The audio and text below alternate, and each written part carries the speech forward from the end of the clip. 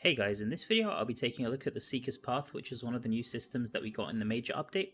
So I now have a pretty good grasp of how the system works and the best ways to gain activity. So I wanted to just share it here, and just a heads up, this video might seem a little negative or overly critical. As a whole, I've been enjoying the update quite a bit and do appreciate the effort that Blizzard has made with the new features added. I don't think I'm alone when I say this, but to an extent this major update has kind of revitalized my interest in DI. Previous patches were filled with cosmetics and returning events, so it's great to actually get something new and meaningful, and I hope that this continues in the future going forward. But anyway, I don't want to keep rambling on, so let's get straight to it. So the Seeker's Path, is it designed to help new players? Is it designed to hold back grinders? I kind of want to answer those questions. Let's start off with the positives and explain how this works. So first of all, just to access this menu, you can go to the top right menu here and then click on Seeker's Path, or you can go from the inventory here and click on the Seeker's Path icon here, which is next to your Curse Properties icon, and just click on the Seeker's Path icon there as well. So once you've done that, you get to this menu, and I actually kind of like how this menu looks, and it really does make it a bit more clear, especially for new players. I could understand how they would be kind of confused with the old system. This shows everything on one single screen. It shows all the different sources that you can gain combat rating from for your character. So you've got the Ancestral, Tableau, upgrade equipment, and the Helliquary. And it also shows you the total combat rating gain that your character is gaining from all these three systems, which they've called the Seeker rating. So as you progress your character and improve your Tableau and upgrade equipment and also the Helliquary, you're going to gain a combat rating towards the Seeker rating. And for every 10 points of Seeker rating, you get a rewards chest here, which is going to give you flowing shards, dust, scraps, and gold. In the test build, I believe we were only getting dust, so it's really nice to see that they've gone for this balanced approach here. And I think that this is going to help new players and players who are kind of behind on their upgrading equipment to actually be able to get their equipment all to level 30. So you can see I have currently all of my equipment at level 30 and all of my secondary equipment at level 20. So this isn't really useful for me, but we have also gotten the new system, which is enchanting equipment system, which is at the blacksmith, which requires you to spend flowing shards and also dust, which is really good. So this is still going to be useful for veterans or players who already have all of their gear at rank 30. Let's move on now and take a closer look at the Seeker rating sources that we've got down here. So I'm going to start off with explaining the upgrade equipment and the Helliquary, and then finally the Ancestral Tableau. So for the upgrade equipment, it's pretty simple. All that they've done here is that they've taken all of our legendary gear and added up the combat rating that we gained. So if you didn't know, every rank that you make towards rank 30 is going to give you an increased combat rating, and then the maximum combat rating we currently have in the game is 220 per piece at rank 30. So all that they've done is that they've added each of these pieces here, and 220 multiplied by 8 is 1760, which is what I have here. So it's a bit strange that they haven't included the combat rating that you get from secondary items, which are the green set items here, because these also give you 192 per piece that you have at the max rank, which is currently 20. So that's a little bit odd, and I hope that they do add it so that we can get a few more of these rewards chests, which would be pretty nice. Moving on now from the upgrade equipment, let's talk about the Helliquary. So the Helliquary is even more simple. It just goes based off of your Helliquary level. So for my Helliquary level is currently rank 70. From this, I gain a bonus Seeker rating of 770, which is just equivalent to the combat rating that I gained before the update. So as you rank this up to rank 70, which costs Void Blood Slag, which you can get from raids or actually from the Seeker's chest rewards themselves, you're basically going to increase this combat rating until you cap it out at 770. I do hope that they add more levels of this Helliquary, and I'm kind of surprised that they haven't done so already, because right now you can see I'm sitting at 8.8k Void Blood Slag, which I'm not able to do anything with. So I'm hoping that they add a new system where we're actually able to make use of this. But as far as the actual demonic remains go, this doesn't affect your Seeker rating at all. So if I were to remove all of these, let's just remove a couple here. I'll remove these two. You can see that while my stats are affected and the bonus stats down here are affected, it doesn't affect the Seeker rating here. The only thing that affects it is the overall level of the Helliquary, which is at level 70, like I've shown. Finally, I want to move on to talk about the last source of Seeker rating, which is the Ancestral Tableau here. So this has actually been removed from the warband now, and you no longer need a warband to access it. And it actually works a little bit differently compared to before. I'll try to explain as simply as possible how this works before doing a deep dive and comparing whether it's better or worse than the old system that we had. So as before, you can gain activity points from running things in game, and this has been renamed from warband activity to just activity. The good thing now is that you can gain activity completely solo, and you no longer have the restriction of needing at least one warband member in your party to gain this. It is going to be a reduced rate if you are playing solo, so I believe that is about 33% lower if you're playing solo. But the really cool thing is that if you're running with clanmates, warband members, or even friends on your friends list, it's going to count towards the increased rate, which was only available before if you're running with other warband members. So this is kind of funny, because if you're running solo, it might actually be worth just adding people as a friend if they're not in your clan or in your warband, just to get the increased activity points. So once you collect some activity points and claim them, which you can do from the codex, these points that you collect are going to get multiplied by the conversion rating, which you can see down here.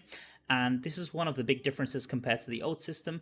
And then as you collect these points and they get multiplied, you're going to fill up the activity points counter here, which can go up to 300. And once you reach 300, these points are going to automatically be used to get one upgrade. So one upgrade is going to give you +1 to all of these stats. There's no longer the decay rate, which is going to affect the number of points you can actually get from this, but the conversion is instead now going to be applied once you actually claim your points. Talking a bit more about how this conversion rating is actually calculated. So every character has a character seeker rating, which is just all of these numbers here for all of the attributes added up. So in my case, they're all 336, and if you multiply that by the 5 attributes, you're going to gain 1680. So that's my character seeker rating. And then we have the server seeker rating, which is 1510, and I have confirmed that this does go up by a flat amount, which is 10 points every single week. So initially I thought that this was related to the activity on the server and all of the other players, but it's much more simple than that. It works kind of like the Paragon system that we have. So every week this is just going to simply go up by 10. So based off the difference between these two numbers, your character is going to gain a conversion rating. So for example, if you're at 1510 as a character rating, you're going to have a difference of 0, which is going to make your conversion rate at 100%. So what I found out is that this works very similar to Paragon. So you can kind of think of the character seeker rating as your Paragon level and the server seeker rating as the server Paragon level. And for example, in my case, if you take the difference between these two numbers, which is 170, and then you divide that by 10, which is 17 levels. So basically I'm 17 levels ahead of this server seeker rating, and for a Paragon level difference of 15 to 18, so if you're 15 levels above the server Paragon, you're also going to gain an XP penalty of 5%. So I believe that this is just how it works. It's just basically the Paragon multiplied by 10. So what I'm really curious to know is whether we get the 1% conversion rating or 5% is the minimum here, because if we do get the 1% conversion rating, this is going to make grinding for this extremely hard. So for a 1% XP penalty, you'd need to be 19 levels above the server Paragon. So in the case of the seeker rating, you'd have to be 190 points above the server seeker rating. So I have to get 2 more upgrades to be able to test if there is a 1% conversion. I believe that there isn't a 1% conversion rate, but maybe players who are really heavy grinders who have more than 190 points difference can let me know in the comments if I'm wrong about that. I'm really hoping that 5% conversion is the lowest that it can go, because even at 5%, it's actually super rough to grind this up. So for the server seeker rating, which is going up by 10 every week, and for the upgrades, which are going up by +5, because you get +1 for each of these attributes. So this means that if you do 2 upgrades, or if you collect 600 activity points in a week, you're basically going to maintain whatever conversion rate you have here. And then if you do like 3 or more upgrades in a single week, eventually your conversion rating is going to keep dropping down, and it's going to become harder and harder for you to actually fulfill the 300 points to actually gain a upgrade, which is going to make gaining combat rating from this a lot slower.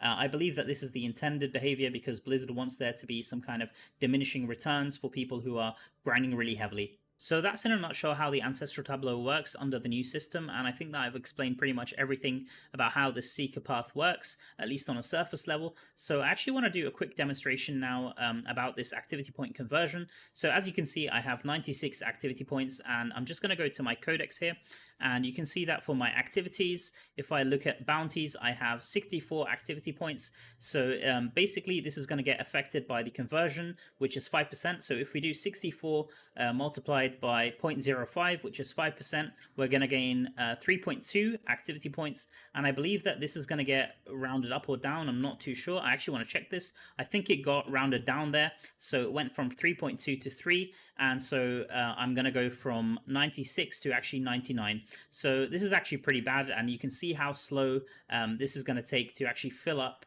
all of these points here just to get one upgrade. I guess the silver lining is that unlike the previous system, which had a hard cap of 1,500 warband points that you could get per week, this system doesn't have a cap, though if this conversion rating goes down to 1%, it's kind of irrelevant whether or not it has a cap because you're going to get so heavily penalized. We also have a lot of new ways to gain activity a lot faster, like the challenge dungeons, which were added to the game, so that kind of makes it a little bit more palatable. But what I actually want to do now is do a direct comparison between the old system and the new system and figure out in actual playtime hours how long it would take to actually gain the same combat rating for both. Let's go through the old system really quickly. So like I've just said, the cap that we had for the old system was 1,500 points per week.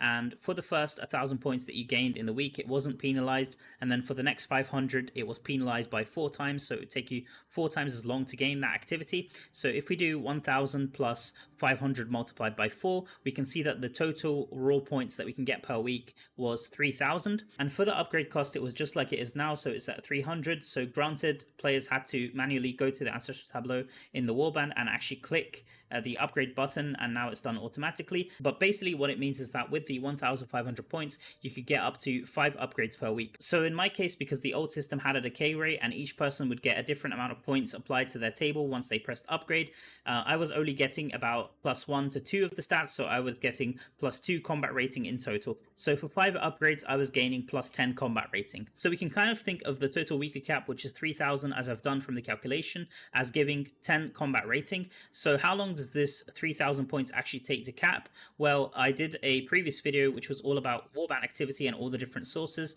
and how long it would take you to cap, and in that video, on average for doing random dungeons, I found out that it would give you about 26 activity points per minute. So if we just make the assumption that I'm going to be capping all 3,000 points in the week by doing random dungeons, we can do 3,000 divided by 26, and what this will give us is 115 minutes, and this equates to roughly 2 hours. So after 2 hours grinding, you're going to gain 5 upgrades, which in my case worked out to be 10 combat rating. So now that we've established a baseline for the old system, which is 10 combat rating gain for about 2 hours of playtime, let's do the exact same maths under the new system and work out exactly how it compares. So like I said, for the new system, there isn't really a weekly cap, but what we can do is try to figure out exactly how long it would take to gain 10 combat rating. So for the new system, to gain 10 combat rating, you would need 2 upgrades of this table rather than the 5 for the old system. So basically what it means is that you would need 600 total activity points for this to be able to upgrade twice. So it's a pretty simple calculation to do.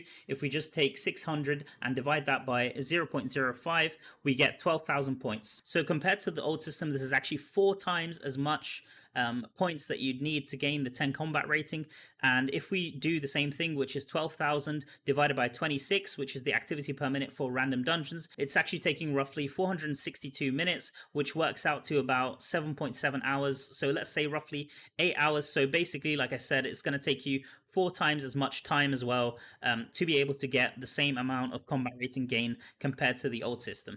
So these results are actually pretty discouraging, especially if you are a grinder. I appreciate that this isn't really a one-to-one comparison because, like I said, the new system is uncapped. I think the main thing that is making these results a bit skewed is the 1,000 points which we got with the old system, which isn't reduced by 4 times. So if we just compare the final 500 points to this new system, I think you'd find that this Seeker's Path system with the Ancestral Tableau is pretty similar compared to that, but it is still annoying nonetheless, and I think this comes down to the really poor conversion rating. So 5% is just really, really bad. They should actually increase this, in my opinion, to about 10%. At 10%, it seems a bit more fair. And if this goes down to 1%, it just makes things so much worse. And I'd love some confirmation from people, like I said. So do leave a comment if you know if this goes down to 1%. That's about everything that I wanted to mention for the new Ancestral Tableau and the Seeker's Path. So before I end the video, I wanted to share with you guys that I have updated the Diablo Immortal resources sheet that I use. So let's just take a quick look at it because I believe that this will show you guys the fastest way to actually gain activity. So here it is here. And as you can see, I actually have updated the conversion rate. So you could actually edit the conversion rate for your specific case. And here we have all the activity types. So we've got raids, bounties, challenge dungeons, elder rifts, and also purge the depths and endless defense. And then you can obviously change the B column here for the time that it takes for each of these runs here. And I've also included the battle pass that you can get for each of these activities and the battle pass per minute. and also the activity and the activity per minute that you can get from each of these activities. And then for the final column here, I've got the time to upgrade the Seeker's Path in hours if you simply cap them using the specific activity. So bear in mind that you won't be able to cap the Seeker's Path just by doing raids, because you only get activity for the first 5 raids of the reset, but I have kept this here. So if we just take a quick overview at this, it shows that doing raids and doing bounties is the most important. These will give you the highest amount of activity per minute spent, and then after that I would really recommend you guys to do challenge dungeons, especially the 20 battle pass ones. So if you didn't know, let's just quickly take a look at the game here. So looking at the codex here, we have 3 different types of dungeons. We've got the 25 BP dungeons, which is only Silent Monastery, I believe, and then we've got 15 BP dungeons and also 20 BP dungeons. So basically the activity gained from each dungeon is directly related to the battle points of each dungeon. So if we close this now and go back to the sheet here, we can see that for 25 BP dungeons, for example, they give 25 BP and also 75 activity. So you simply multiply it by 3. And then for the 15 BP dungeons, it's 15 multiplied by 3, which is going to give you 45 activity per completion of those. So I don't want to get too deep into this because I have explained this before and it hasn't really changed much. I just want to say that for all of the activity numbers above, it's assumed that you're playing with at least one friend, clanmate, or warband member. This gives 1.5 times the amount compared to solo play. So if you're running solo, divide these numbers by 1.5, and then for the challenge dungeons, they actually give 1.8 times the battle points and the activity compared to standard dungeons. The only one that's an exception to this is Silent Monastery, which I believe is bugged, and it's giving a little bit less than this. I believe only 1.6 times, but for all other dungeons it is 1.8 times. The random dungeon and the featured dungeons give no extra bonus for activity. So let's just do a quick calculation here. Let's assume my conversion rating is 20%, and I want to cap this doing challenge dungeons. Let's say I want to only be running Namari. So Namari takes an average time of 3 minutes. Let's say my group is a little bit slow. I'm going to put 3.5 minutes here. And as you can see, these numbers are changing now. So the time it would take me to get one upgrade at 20% conversion would be roughly 0.81 hours. So I appreciate that I've thrown a lot of numbers at you guys for this video. So I'm not going to go too deep into this. If you are interested, then obviously this sheet is available for anyone to use. Just make sure that you don't request for edit permissions, please, because I keep getting emails about that. You can either press file, make a copy here, or file, download, and then download this locally and edit it to your preference. So I want to summarize now by saying, please don't burn yourself out grinding the activity for the Seeker's Path. Even though it is technically uncapped, Blizzard has made it so that heavy grinders will never get too far ahead.